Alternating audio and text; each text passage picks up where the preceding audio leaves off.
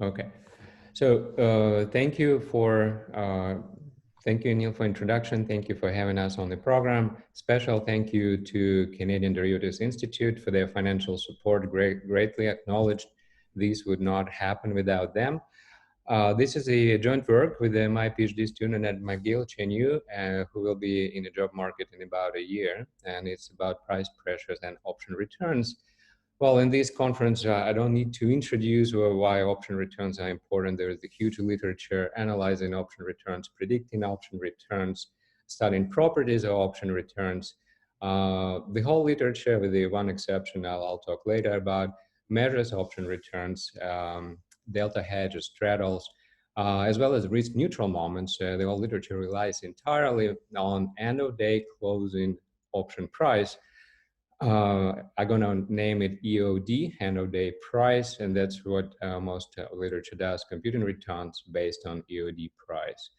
Our main result is that the time of the day to estimate option returns matters, and it matters a lot. So when you use the 4 p.m. Closing prices for equity options, or 4:15 p.m. for SPX options, compute option returns, those returns differ a lot from the daily returns when you use 10 a.m., 11 a.m., or other prices over day for that matter. And the differences can exceed 100 basis points per day. It's like, oh, 1% per day. This is big. So the results are robust across all the periods. They've always been there, from 05, 2010, 2011, 2018.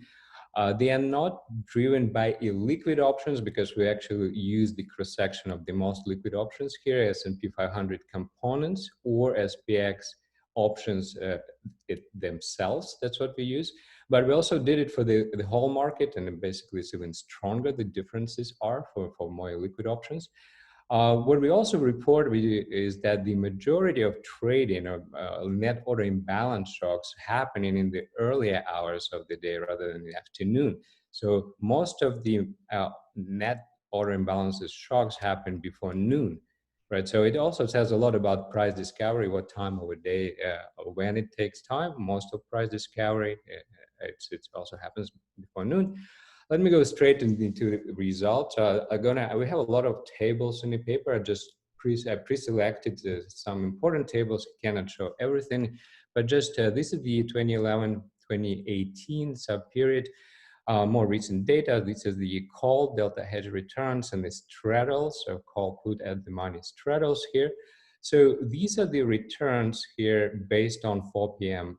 prices, end of day prices, closing prices for calls, and this is like almost zero negative returns, a little bit more negative, significant for straddles. Now look at the same return if you use 10 a.m. price instead. You compute daily return using 10 a.m. price, and the difference is huge here. It's over 1%. It's 1.2%. Right, so you also can notice that these returns, depending on the time, price, time over day, these returns kind of drifting, and that monotonically they're drifting upward. So the higher return usually associated with the lower prices, but we'll talk more about this. But this is what the results are. The same you observe for the straddles, right? This is a monotonic pattern in the returns. The other thing is order imbalances. So the only reason we computed order imbalances because they are on a sort of intraday level. So we can compute these order imbalances by hour, and we accumulate them by hour with a day.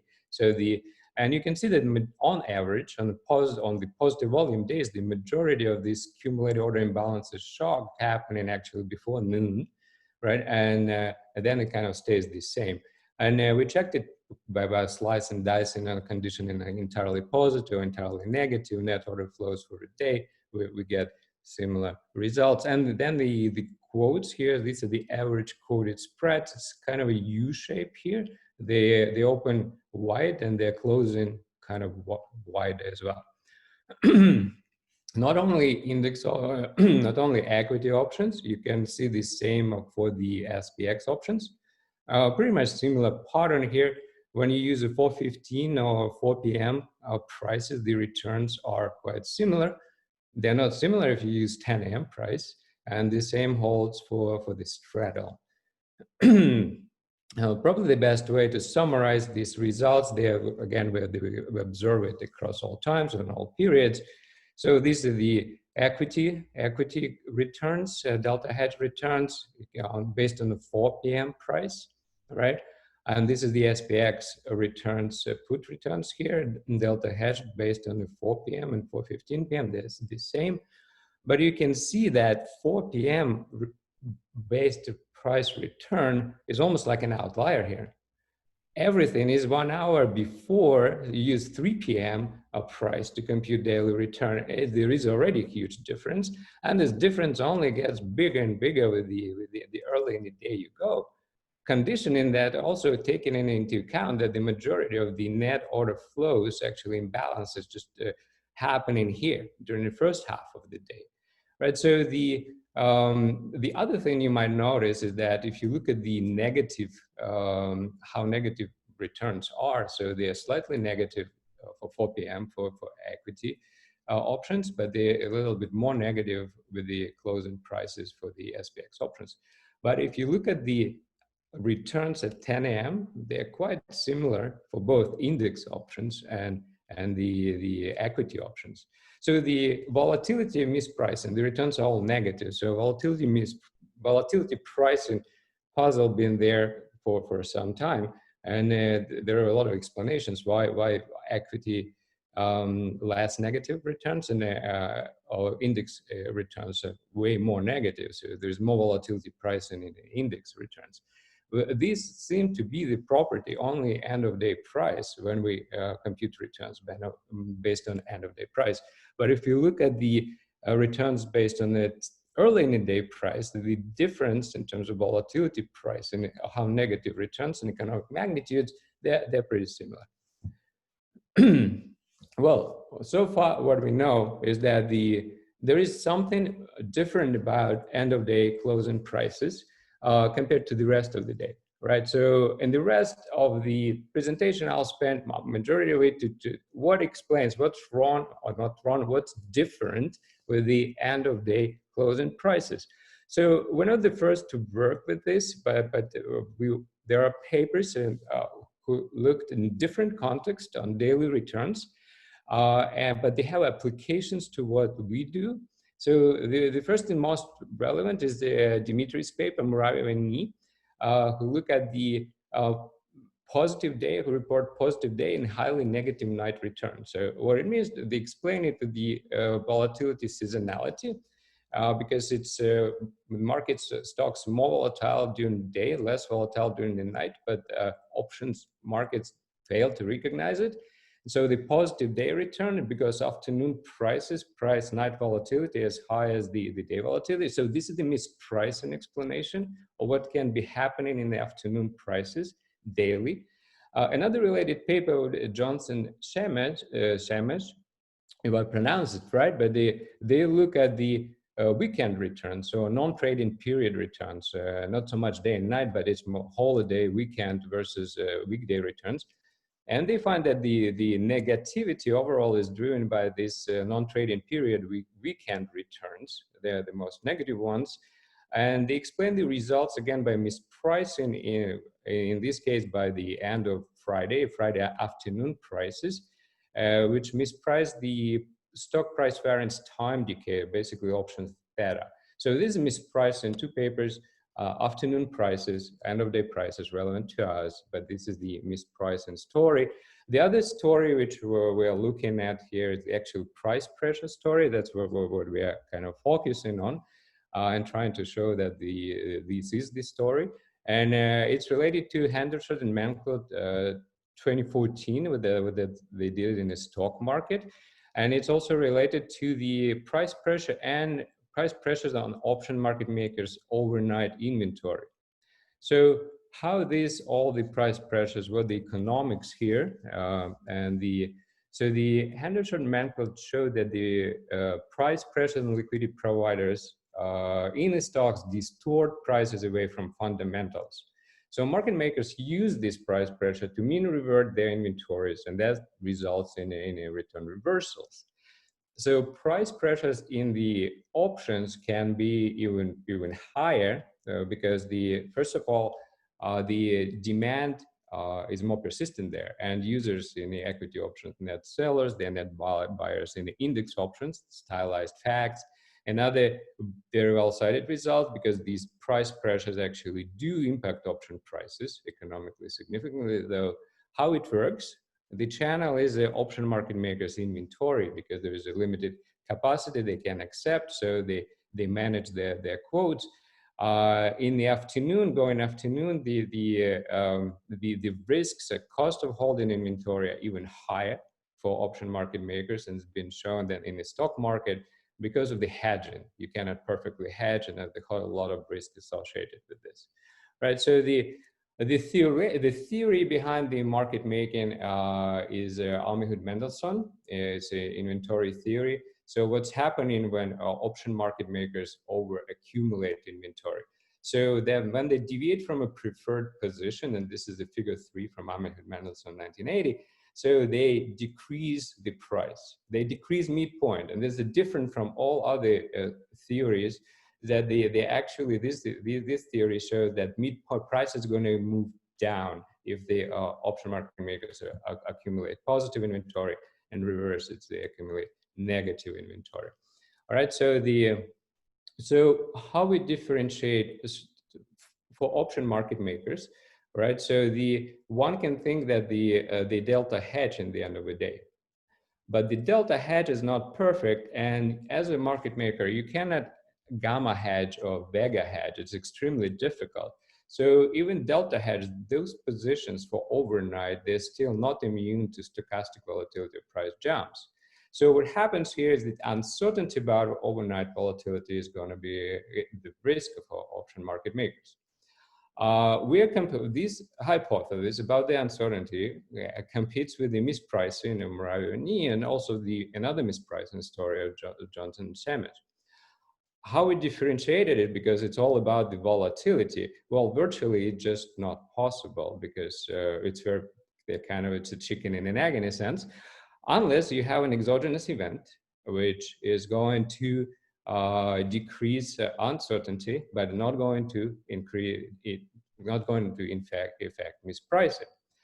Unlike the authors of 2 previous papers, in our sample, we do have an exogenous event. In our sample, SPX night trading started by CBOE on March 9, 2015. So it trades between 2 and 8:15 a.m. Central Time. It's Central Time, not Eastern Time. And what we suggest in here, that introduction of SPX night trading is going to affect and help to resolve the overnight market volatility uncertainty. How is that going to work?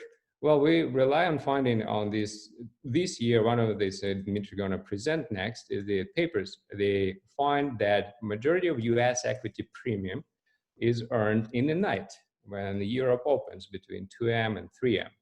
Note that SPX will start trading right at 3 a.m., right after price discovery took place overnight due to European Open. So the Bondarenko Moravia, they say that it's a resolution of uncertainty, the price uncertainty. I'll let Dmitry present his paper, but what I like about what I use from their results here is that they did this test, and I hope they're gonna keep it in the paper, that about the VIX futures returns. So what's happening to VIX futures returns, they are positive during Asian session, then they start declining before European Open, and then they actually become negative once Europe opens. So they suggest this is consistent with the uncertainty resolution hypothesis, volatility decreases. Well, volatility decreases is basically uncertainty about volatility. It fits directly in the pricing of the options. It fits directly pricing of SPX index. It fits directly into the pricing of the components of S&P 500 stock options. So so basically in the night, these positions start getting marked to market, so that their valuations in the night due to the resolutions of uncertainty about this stochastic volatility, about possible price jumps. We can test it. How we're going to test it? Well, we're going to look at this. There are testable implications of this. The first one is, under resolution of a hypothesis, the negative night return, if it's a compensation for overnight volatility risk, should become less negative, or maybe even disappear. If it's a mispricing story, SPX night trading cannot affect pricing. All right. So the same under the price pressure option market maker inventory, volatility exposure. Once uncertainty about overnight volatility is getting resolved, they can increase their bearing capacity. And in this case, the day-night return is going to be even more apparent, as predicted by the Samihud-Mendelssohn story, especially in the equity option markets where end users are net sellers. So what we should observe that the day return should become more negative, and then night return should become less negative, zero, or maybe even positive. And the reverse is going to be for the index options, but that index options results I will not have time to present. So straight to the event study that we do. So the introduction is March 9, 2015. We skip week before, week after. This is short period, 1 month before, after. So it's not a lot of observations, but the economic magnitudes are telling. So what we do here, we compute a night return on straddle, and we compute a day return. So let me walk you through this. So night return would be the return from the previous close to the open, and we use 10 a.m. as an open. We also used 9:40 a.m. as an open. It doesn't really change much. Now the day return over here is going to be this row over here, 4 p.m. This is return from 10 a.m. to 4 a.m., the whole day return. But this is a return kind of cumulative by hours. So this is 10 a.m. to 11, then 10 a.m. to noon, and so on, right? So the day return. So this is the Moravia-Ni results over here. So the night return is negative, day return is pretty much almost zero. There's huge difference between this. Now look to the right, and you see right away the difference. This is the volatility premium, negative volatility premium for the overnight uncertainty. It becomes insignificant over here. And the day return becomes 5 times more negative, right? So right significant shift around the introduction of SPX night trading. So so this is more consistent with the resolution of uncertainty. We also look at the longer period where we split 4 years before, 4 years after. So to have a bigger sample, again, this is the Dimitri's results over here, almost 0-day return, and the negative night return. But given that we have this exogenous shock, we can differentiate between 2 hypotheses. We are lucky to have this in our sample. You can see this overnight premium virtually disappears. All right, so the day return becomes more negative and significant here. So overall, first, this is consistent with the resolution of overnight uncertainty hypothesis here rather than mispricing. Next, we're looking at the inventory. What does it have to do with the price pressures in OMM inventory, especially in inventory volatility exposure of market makers? Here we are again borrowing a lot on the people in this virtual room. So this is Neil's work and the way they compute their inventory. We have the same data, it's CBOE ISC data, and it's signed volumes, and it's all open close positions and call and puts. And these are volumes from end users. So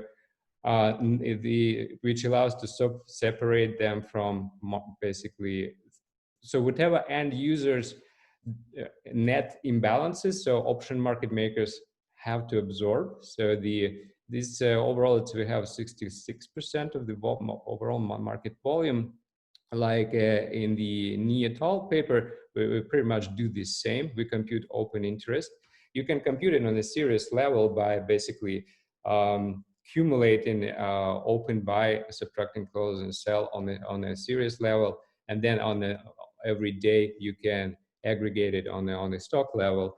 But the idea here is that open buy interest minus open sell interest, right, is going to be net open interest. So the reverse of it, that's what option market makers should absorb. We what we computed first, we computed all the contracts they absorbed, then we multiplied them by the contracts beta, so that we actually deal with the volatility exposure of contracts the option market makers absorb. So as you can see, this is the aggregated across all contracts and the inventory. And you can see before 2015, it's kind of doesn't move a lot. It just around kind of like at the same level. But after 2015, after SPX night trading, it's hard not to notice this is the high upward movement in inventory. So it's on average positive because end user net sellers, but there is like shift, structural shift in this time series. This aggregated across all S&P 500 stock options. So you can see by subsample, the mean of inventory almost doubled on the second subsample after introduction SPX night trading. So these are tercile portfolios, 3 portfolios, and you can see that the high portfolio is a very positive inventory. The low portfolio is negative, but negative in absolute value barely can be compared with the positive, and there is medium inventory. So what we do with the inventory here, we do the same test, but now we split the stocks by the market makers accumulated inventory low, which is the negative inventory, versus positive inventory, right? So and here you can see the Moravia result, just exact result they have. We use straddle here, that the day return from 10 to 4 p.m. is positive but insignificant, in huge negative night return over here. Right, so this before SPX night trading.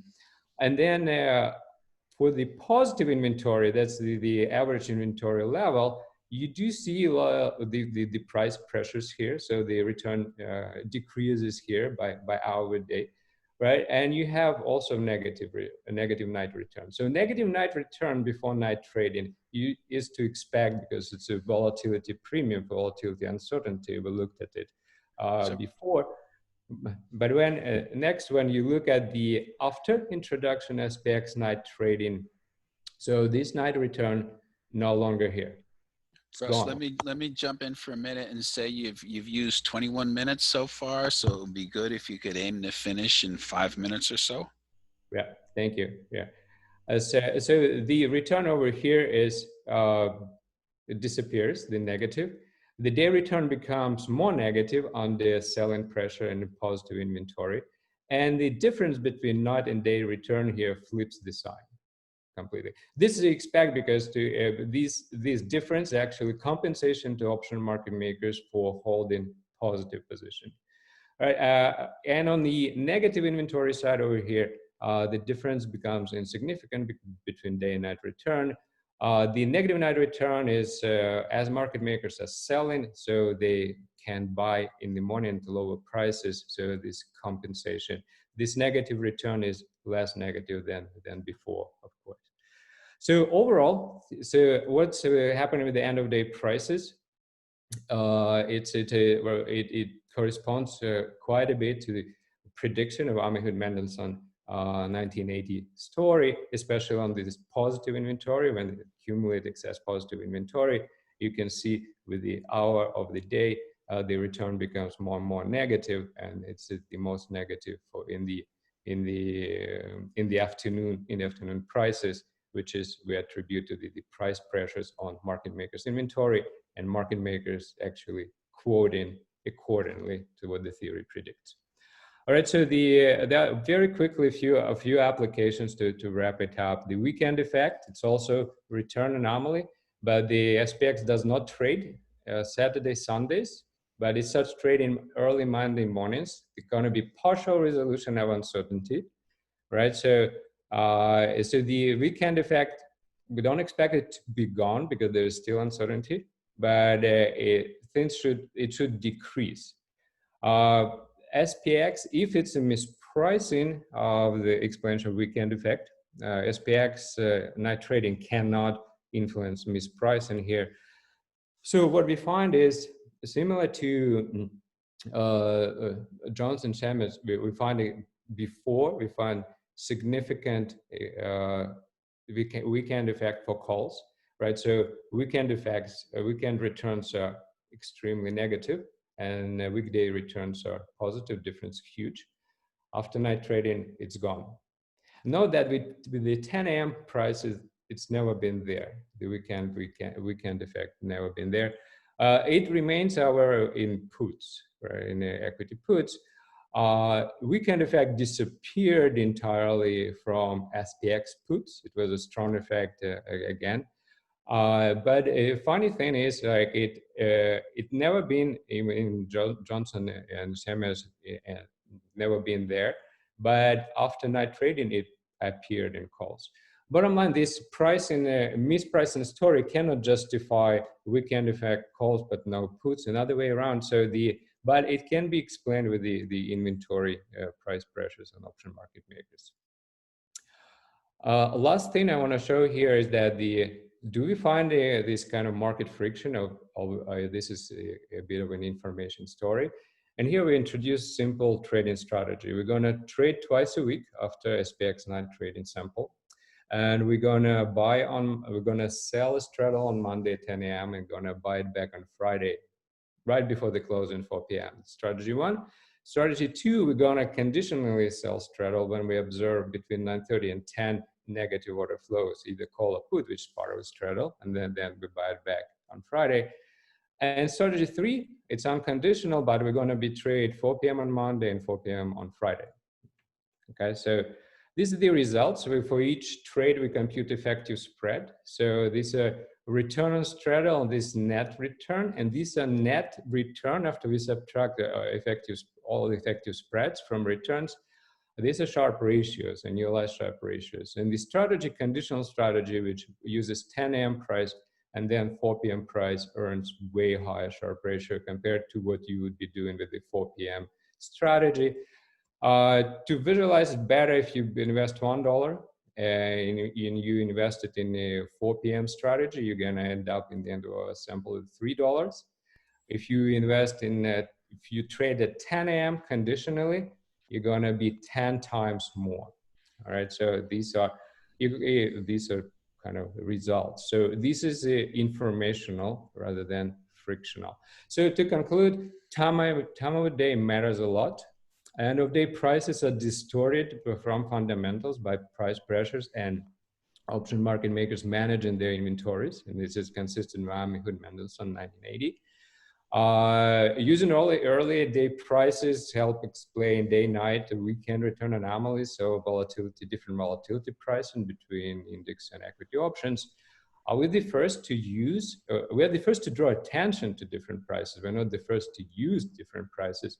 The original paper, which kind of started the whole literature on option returns, actually used 10 a.m.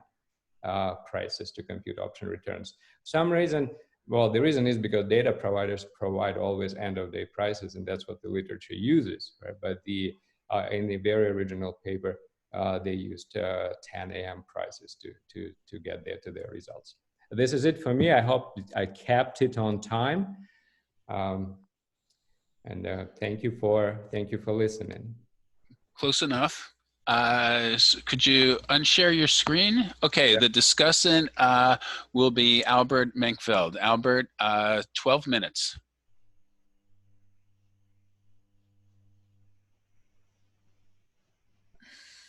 All right, I think you can see my screen. So I'm glad to participate and give you some thoughts when reading this paper. There's a lot to it, and you know, for every paper that I discuss, I started to force myself to put what I took away from the paper in one sentence. And so here it is for this paper.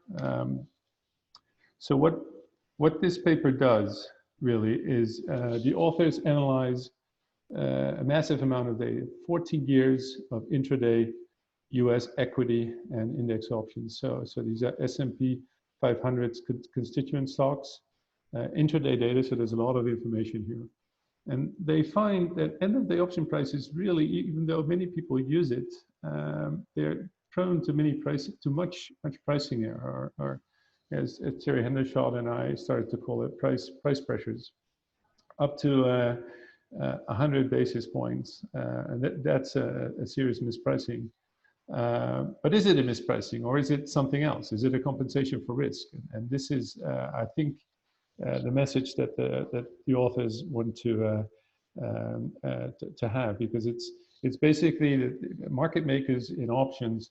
They're looking just before the close. They're looking at a lot of overnight risk or uncertainty, and they need to be compensated for it. So I have a couple of comments. I try to organize them in a few points. The first one is the explanation. Do we have to go as deep as considering the uncertainty of volatility overnight? Okay, so the fact that the volatility will change in the overnight period, the non-trading period, or is it something else? Is it simply the fact that if I'm a market maker and I'm holding a security that I can't trade really for a significant number of hours, I really don't want to have that security. So high frequency traders are known to aim for zero inventory. But we also know from this literature that it doesn't happen very often that HFTs are actually at exactly zero inventory. They usually carry a position, but a small one, because it's simply too costly to hedge that position by using market orders. So there's a lot of economics that go on for determining what position you go into the night with. So might it be simply the inability to trade? Also for options market makers, are they really zero delta, or are they close to zero delta? So these are questions that pop up that the paper is talking about, but doesn't have evidence on. So there is this question that remains in my mind. And how does extending the trading hours for SPX options, so options on the S&P 500, solve this? In particular, how does it solve it for the constituent stocks? Because you can't really perfectly, at least you can't realize a perfect hedge for your individual stock by trading index options. So I wasn't sure on how. I can see that you can make you can solve it to some extent. You can reduce the risk to some extent. I wasn't sure that you can reduce it entirely. But mind you, when the trading hours got extended for options on the S&P 500, they were also extended for options on VIX. So is it really VIX SPX options, or the fact that you could trade VIX throughout the overnight period? Which of these is really the driver of this? And unless we have a little bit more of a structured thinking or a model, it's hard to say which one it was. But these two things happen at the same time in the data. And finally, for the explanation, I really like what the paper they cite, also what Neil Pearson, our chairman today, did in a paper that's just appeared in the RFS, where they look at the position that they construct the same way as Russ does, and then they look at what happens in the underlying market. They show that if there's a position, option market makers are really trying to unwind it in the underlying market, and if they are unable to unwind it in the underlying market because it's very costly, it's a relatively illiquid security or stock, then maybe the effect should be larger. So the price pressure should be larger in the options prices, which is a way to identify the economic mechanism and distinguish this inability to hedge for the oncoming period relative to an uncertainty in volatility. So these are my main, I want to have a bit more insight into what the underlying economic mechanisms are. The other point that I'm having is trying to help you improve the paper, is to position it more in the broader literature. Of course, there's the equity paper that came to mind immediately when reading this, by Heston, Korajcik, and Sutka, on intraday patterns and stock returns and all the reasoning that goes on around it. I think that is very relevant to what you're doing in the options market. But there's also the paper and the work by Rob Engel on the risk, that the risk will change. If we really, if you want to bring a story about volatility uncertainty, then this is a type of work that you have to reference and build on, I think. And then, you know, the other paper that I think is very relevant to what you're doing is one by Tobias, Adrian, Castillo Caponi, Michael Fleming, Menkveld, and Zhang in the Journal of Financial Markets, where they have a model on what the trade-offs are when a market maker is operating intradaily and looking at an oncoming period where the market will be closed. This is a general model for securities, but it seems immediately applicable to what you're having, including the result that bid-ask spreads widen because in the course of the day, because the oncoming period, or the period that the markets will be closed, is coming quickly at you. That you can basically get out of a relatively straightforward model, and they have also have some evidence to go for it. And the work that you might be interested in is a structural model that Terry and I did together with Remy Praz and Mark Schischolz, extending the work that we did in 2014, where we think very carefully about what the correlation should be between positions, which we observed in the 2014 paper, but all of us typically don't have in other markets. We do have order imbalance, and so that order imbalance is very much in focus in this paper, and how to reconcile it with price changes.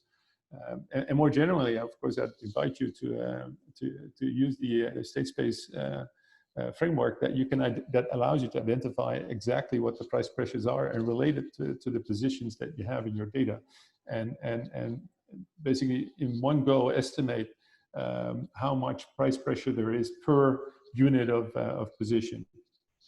Let me see where I am with my time.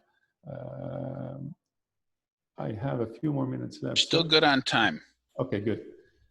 The third point is the model. So you often refer to Amiot de Mendelssohn or even the dynamic inventory model that Hendershot and I proposed in 2014. That is very much a story for a net position in risk, so a delta that is non-zero. It doesn't have results on what would happen and how to think about when the volatility of the asset change. I mean, Amiot and Mendelssohn, I'm pretty sure, well, I'm definitely sure for what we do, we don't have volatility changes in that model. So how that feeds into how the market makers optimally set prices is unclear to me. I'm not asking you to write down that model and solve it, but it'd be great if you could at least try to think through what it could mean in such framework. That would be very helpful in understanding what's going on in these markets. So overall, I think there's a lot to like in this paper, and a lot of results. In some sense, too many. All the tables coming at you. But what's missing to raise it to really a general interest a paper is to make somewhat more explicit what the underlying economics are. And I think there's a lot to tell for implementing and thinking about derivatives markets, not only because they're very important and lots of people care about them, or should care about them, but also because there's this interesting additional twist that you have delta risk and vega risk and all the other things going on, the theta that you mentioned while you were going. I think this is a research agenda really that is very much first order, and I think you can do you can try to clarify what the economics are, at least speculate, given the work that's out there. And let me just conclude by saying I really thank the organizers for having me discuss this paper. I discuss more papers, and frankly, I'm not enjoying all of them. So this one is one that I really enjoyed and spent a lot of time on, because there's a lot of interesting results that you don't need to do anything about. But what I really would like you to do is tighten the economic message and the mechanisms that are going on. And that would raise it to a paper that would excite, I think, the general interest reader in finance. So thanks a lot. Albert, thank you very much. Russ, we have time for a short, and I emphasize the word short response, if you want to. Oh, right. But thank you very much, Albert, for the comments. They're really helpful. And just very brief reply. I mean, the comments are great, and thanks a lot. Thanks so much for all the points. The only thing the results are based on came from anecdotal evidence from talking to market makers, option market makers, quite a bit, and them telling me that when they take the positions on equity level, they try to hedge it with the SPX options. So the equity options, they hedge with the SPX options.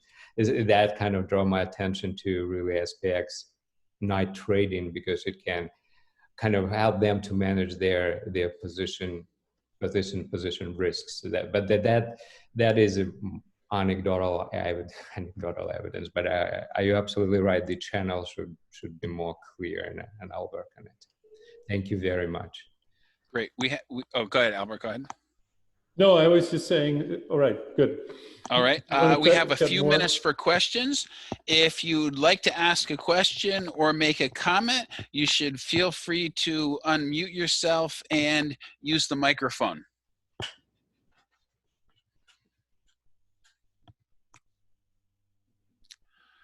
So, well, I'll ask a question that's troubling me. So, Russ, so if closing prices are systematically too high or too low, it seems like this should not have a big impact on returns, right? If closing prices are always 5% too high, then that will have no impact on returns, or 5% too low, or whatever. So it seems to me your story can't be that closing prices are systematically too high, but rather that they're noisy. Am I correct about that? They are not systematically, so it depends on the net order flow, right? So on average, they are low, right? On average, they are low, and on average, they are low in afternoon and in the end of the day, closing prices. Okay. They mean revert next morning. So that was my question. But your story is not that they're low, because that would have no impact on returns. Your idea is that they're noisy? They are noisy. Yes, they are distorted from fundamentals. Yeah. So then my question is the noise in closing prices plausibly large enough to impact returns by 100 basis points? I mean, 100 basis points is huge. It is huge, yes. So what would the noise in closing prices have to be to impact returns by that much? Well, this is the way I think about it is how option market makers are going into the night, because the biggest impact of afternoon prices is actually happening in the last hour. So the way I look at it, so end users like option investors, net sellers, market makers are closing the market, right? They're obviously interested in prices to be lower. So closing prices are lower, so on average you see returns higher with the closing prices, if you use closing prices to compute returns. So that would be like the simplest explanation to it. What option market makers prefer the closing prices to be, because short positions are marked to market at the closing, and once short positions are marked to market at the closing, so market makers are very interested to have their short position to have lower prices. All right. I feel like I've used up too much time and I should give someone else a chance to ask a question. Any other questions?